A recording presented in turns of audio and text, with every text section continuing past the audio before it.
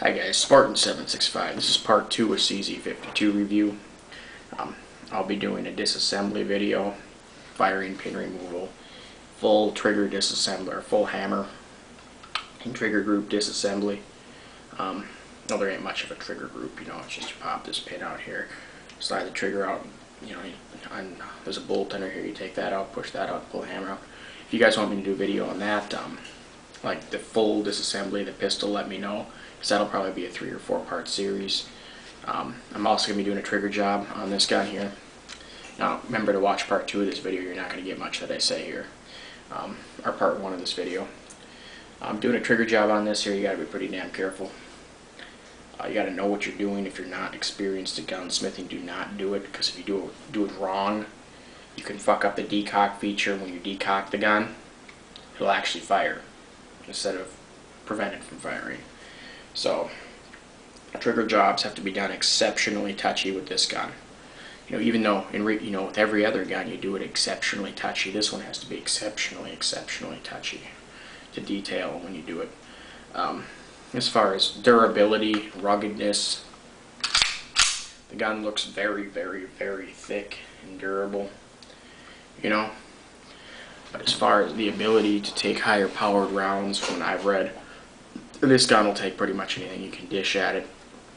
But there's some hypers or super velocity rounds, super high powered rounds that that you'd have to buy as specialty rounds that this gun cannot handle. These are rounds manufactured commercially, but the Tokarev can handle those rounds, it seems, pretty well from what I've read. But then again, you're not ever putting super high velocity rounds through this here, are you? You're just putting like Prevy Partisan, surplus stuff through it. It can easily handle all that, no problem. It is an overbuilt pistol. It's very good. When I think it's decently balanced. And I like a bigger, bulkier handgun. The Tokarev in my mind was a little too small because my fingers would almost hang off the edge of it. This here is bigger. It's got a little bit more weight to it. The recoil isn't that bad, obviously. It's just a 7.62 by 25.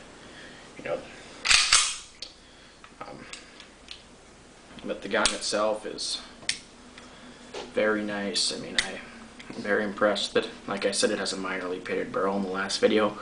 Has sharp lands and groove. It seems to have sharp lands and grooves and a sharp crown though. So, but we'll see how it does. If it doesn't perform the way I want it to, we'll just buy a new barrel for it.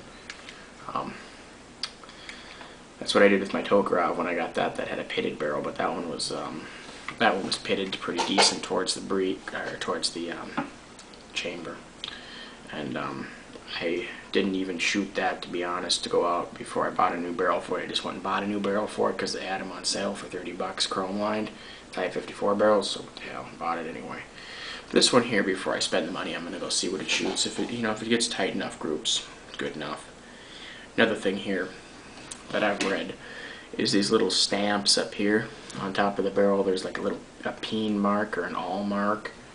There's 1, there'd be 1 through 4, apparently 1, and this is according to rumor. I don't even know if this is true, and I highly doubt it's true.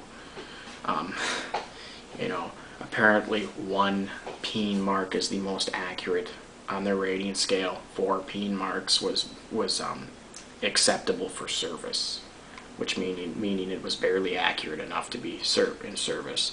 This here only has 1 peen mark on it.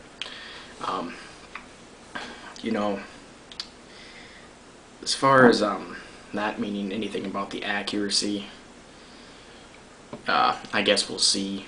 Like I said, it's just a rumor. I can't find anything about it that says it isn't true or that it is true.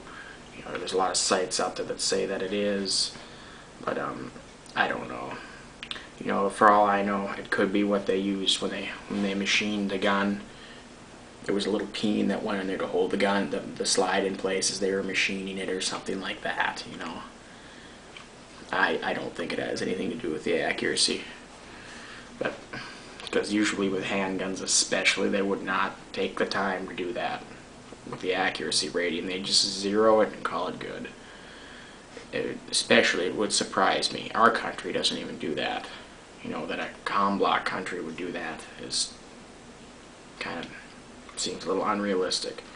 But if you guys got any comments or questions on this video, again, upon request, I'll do complex videos like hammer disassembly, trigger removal, firing pin removal, stuff like that. I'll do complex videos upon request. If you want me to do the video, send me a message. Don't send me a comment, because I don't usually reply to or read all the comments I get. I get over 150 comments a day. I don't have time to read 150 comments. So if you want a video request, then send it in a message, please. Comments, questions, send me a message. Spartan765 out.